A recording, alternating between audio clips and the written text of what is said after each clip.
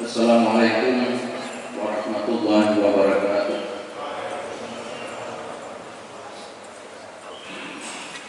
Alhamdulillahirabbil alamin. Wassalatu wassalamu ala asyrafil anbiya'i wal mursalin Muhammadin wa ala alihi wa sahbihi ajma'in. Amma ba'du. Hadirin para jamaah Masjid Al-Muhajirin rahimakumullah. Kita bersyukur kepada Allah Subhanahu wa taala masih diberikan kekuatan, masih diberikan petunjuk dan pertolongan Allah Subhanahu wa taala hingga saat ini kita masih mampu dan mau melaksanakan berbagai kewajiban kita kepada Allah Subhanahu wa taala sebagai hamba-Nya yang mukmin. Di antara pagi ini kita sekalian kita dapat melaksanakan salat subuh berjamaah yang dilakukan dengan biasanya yaitu sosial tingkat. Lebih-lebih di bulan Ramadan, bulan yang penuh barakah, bulan yang penuh rahmat dan penuh ampunan Allah Subhanahu wa taala. Yang nilainya sangat berbeda dengan di bulan-bulan yang lain. Para jemaah sekalian, pagi ini saya diberi judul yaitu iri dengki. Para jemaah sekalian, dalam hidup ini setiap manusia itu akan menghadapi atau mengalami berbagai penyakit yang dibagi kepada dua macam penyakit, yaitu penyakit jasmani dan yang kedua adalah penyakit rohani. Kalau penyakit jasmani itu kita sudah tahu semua adalah hal-hal yang berhubungan dengan dialami oleh fisik kita di luar, ya artinya yang kelihatan langsung di sini yang kita rasakan. Ya banyak hal yang paling berat namanya diabetes, ya kemudian juga mungkin ada jantung, ada berbagai penyakit. Yang paling ringan yang kita demam, ya biasa dari ringan dan seterusnya. Itu disebut dengan penyakit yang dialami bersifat penyakit jasmania. Di mana penyakit ini lebih mudah disembuhkan dibandingkan satu lagi yaitu penyakit rohania. Penyakit rohani adalah yang hubungan dengan bagian nanti dari cara pola hidup kita yang lebih berbahaya, yang obatnya hanya bisa disembuhkan dengan mengamalkan petunjuk agama. Jadi walaupun ada ahli nujua atau ada ahli psikolog, tapi intinya adalah kembali kepada ajaran agama. Kalau ajaran agama itu menjadi pola hidup kita dari awal sampai akhir, insyaallah penyakit batin ini lebih mudah disembuhkan. Para jemaah sekalian, sesuai dengan hadis Nabi Sallallahu Alaihi Wasallam, beliau bersabda, "Innahu sayasidu ummati dan umam waqala ramada umam wala al-akhiru wal bataru wa takaturu wa tanakusu di dunia wa tabahudu wa tahasudu hatta yakunul bidyu summa yakunul haraj." Ya, artinya sesungguhnya umatku akan ditimpa satu penyakit umat. Maka para sahabat bertanya, apakah penyakit umat itu? Nabi berkata, adalah pertama kufur nikmat. Saya tidak uraikan lagi masalahnya, karena intinya kita bicara tentang penyakit dengki. Jadi ingat saja, Nabi berkata bahwa penyakit tadi sifatnya dunia itu kufur nikmat. Ya, kita tidak mensyukuri nikmat Allah. Yang kedua adalah sombong, karena ada kelebihan kita. Kemudian yang ketiga adalah serakah, sifat manusia yang tidak pernah puas. Keempat, bersaing secara tidak sehat. Kemudian yang kelima, berbenci-bencian. Dan keenam adalah berdengki-dengkian. Sehingga dalam hadis ini Nabi bersabda melampaui batas sampai berlaku kejam dan kemudian berbunuh-bunuhan. Hadis riwayat Ibnu Abi Dunya dari Abu Hurairah. Hasad atau dengki ini adalah Ya, dari awalnya ada iri, tapi iri ini ada yang positif sebenarnya. Kalau iri saja, tapi kalau naik akan dengki ini berbahaya. Apa iri positif? Kita dalam keseharian melihat orang lain maju, melihat orang lain bagus, kita ingin maju atau bagus. Ketika kita punya putaran kali melihat saudara dari tetangga kita, dari saudara kita atau orang lain, bahwa dia bisa anak-anaknya berhasil, pokoknya kita iri. Ternyata dia sekolahkan, dia dari agama.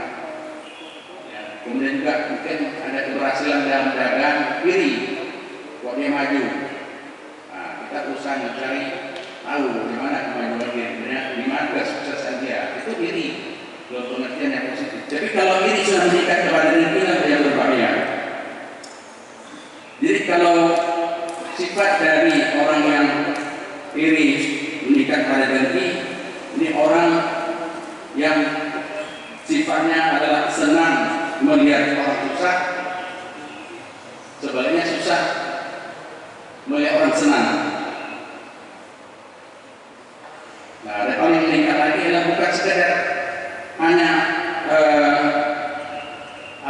dia iri kepada itu atau dengki itu, tapi diinginkan pula kalau bisa nikmat yang diperoleh oleh orang lain itu bisa diambilnya untuk dia semuanya, padahal dia tidak mampu untuk memperolehnya. Allah Subhanahu wa Ta'ala salah satu dalam ayat Quran surah Al-Imran surah ketiga ayat 110 berfirman, "A'udzubillahi minasyaitonir rajim. Bismillahirrahmanirrahim. In tansaskum hasanatun tasukkum wa in tusibkum sayi'atun yafrahu biha." Jika kamu memperoleh kebaikan, niscaya mereka bersedih hati. Tetapi kamu mendapat bencana, mereka bergembira karenanya. Ini sifat, itulah yang kita tadi dalam bahasa itu biasa dipakai agim ya, kita sudah dengar tentang itu tadi, senang melihat orang susah melihat orang senang. Ini persis dari dikatakan Al-Quran ini. Jika kamu memperoleh kebaikan, ini saya mereka itu orang lain ya, yang punya sifat kedengkian itu bersedih hati. Tetapi jika kamu mendapat bencana, mereka begitu gembira karenanya. Nah, inilah yang sifat dengki yang paling inti di situ. Ya, kalau seorang senang, dia tidak senang dia, tapi kalau orang susah, dia tidak senang. Oleh karena itu Allah Subhanahu wa Ta'ala merendahkan kaum muslimin, memohon berlindung dari Allah Subhanahu wa Ta'ala. Jadi sebenarnya dalam Al-Quran diajarkan kepada kita di antaranya ayat pendek yang saat ini kita baca dari surat Al-Falaq. Ya, Qul a'udzu birabbil falaq. Dan masih bukan Al-Falaq dan surat An-Nas. Qul a'udzu, betul, surat Al-Falaq. Qul a'udzu birabbil falaq min syarri ma khalaq wa min syarri ghasiqin idza waqab wa min syarri nafatsati fil 'uqad wa min syarri hasidin idza hasad. Ya, artinya katakanlah aku berlindung kepada Allah Tuhan yang menguasai fajar atau subuh dari kejahatan, berlindung dari kejahatan atau makhluk yang dia ciptakan, dan dari kejahatan malam pada berita, dan dari kejahatan perempuan-perempuan penghibur yang lihat pada kumpulnya, dan dari kejahatan dengki apabila dia dengki. Ini, jadi mari kita bacakan doa itu dihayati, bahwa kita untuk menghilangkan dengki adalah kita memohon kepada Allah di antara doa tersebut. Yang kedua, bahwa sebenarnya yang paling berbahaya lagi kedengkian itu seperti dikatakan itu bisa kepada sifat meningkat, kepada sifat kekejaman apabila dia turuti sifat kedengkiannya.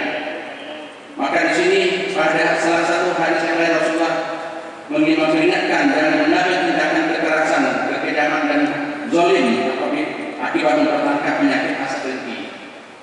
Ya, beliau mewasiatkan dengan hadis yang artinya ada 3 perkara di mana tiap-tiap umat tidak terlepas darinya, yaitu hasad, purbasangka dan berselisih. Aku tunjukkan kepada kamu, kata Nabi, jangan keluar dari ketiga tersebut. Apabila engkau berpurbasangka, jangan kuatkan. Artinya ada kita bersangka pada orang, saya kita bersangka kepada orang yang katakanlah menjabat, begitu menjabat tadi dia kok materi barangkali, ya. Tetapi ingat, sebenarnya dengki ini pun kadang-kadang memang ada pada setiap orang, hanya kadarnya yang berbeda. Tapi yang bisa menikah dengki itu adalah apabila sikap hidup dari orang yang diberi nikmat oleh Allah SWT. Ini harus diingat. Misalnya kita, terutama ini ya, para pegawai pemerintah ya, atau orang yang diberi amanat ya orang banyak. Ya, maksudnya amanat orang banyak apa? Organisasi sosial, rumah ibadah, kemudian tentu jadi pegawai negeri. Itu apabila diberikan amanah itu, maka jangan tiba-tiba berubah secara drastis dalam pola hidupnya. Itu yang tadi ada seperti seorang, maka itu akan terus meningkat. Ya, semuanya kita ketika menjabat banyak lagi menjadi model sekarang, terutama para pejabat di pemerintahan, bagian pajak barangkali, bagian perlu, bagian duana atau bagian pabean, ya. Kemudian juga bagian-bagian yang di situ pusat-pusat keuangan, ya. Kemudian juga sekarang katakanlah yang memegang APBD segala macam itu berubah gitu. Ya, yang tadinya pakai mobil biasa nanti segera ganti, yang tadinya rumah biasa menjadi rumah baru dan seterusnya. Ini demikian pada seorang akan menikah. Walaupun sifat itu tidak boleh ada pada seseorang, walaupun melihat orang lain ada kelebihan.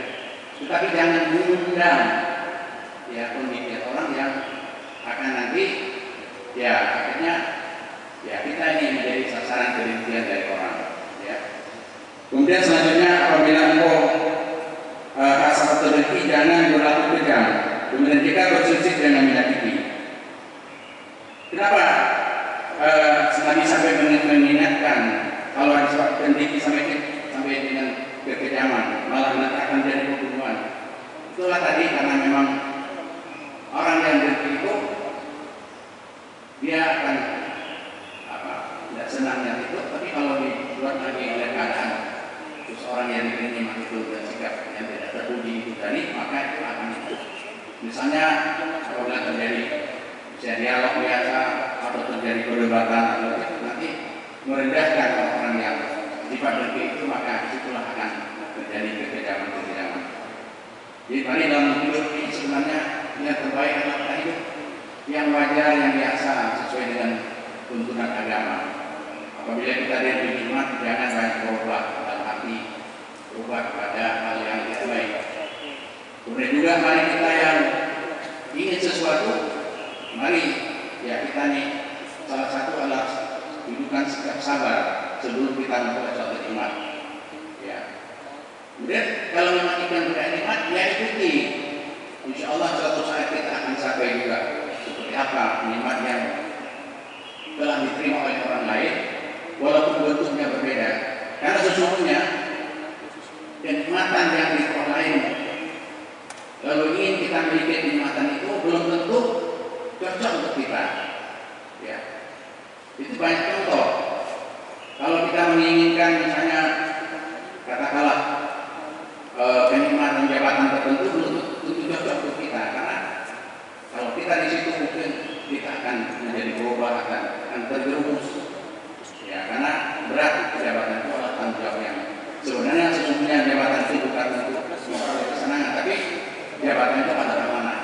Jadi apabila kita belum beri nikmat seperti mereka, syukuri saja apa yang kita miliki dan terus berusaha ke sana. Tapi kalau bentuknya diberi Allah dalam bentuk yang lain, maka kita tetap bersyukur kepada Allah SWT. Jangan diam. Ini saja para jamaah sekalian menghadapi atau mengamati bagaimana menghilangkan semakin dengki pada diri kita terutama. Ya, karena itu adalah penyakit kita. Jadi jangan lihat orang lain, tapi diri kita bertanya sehari-hari.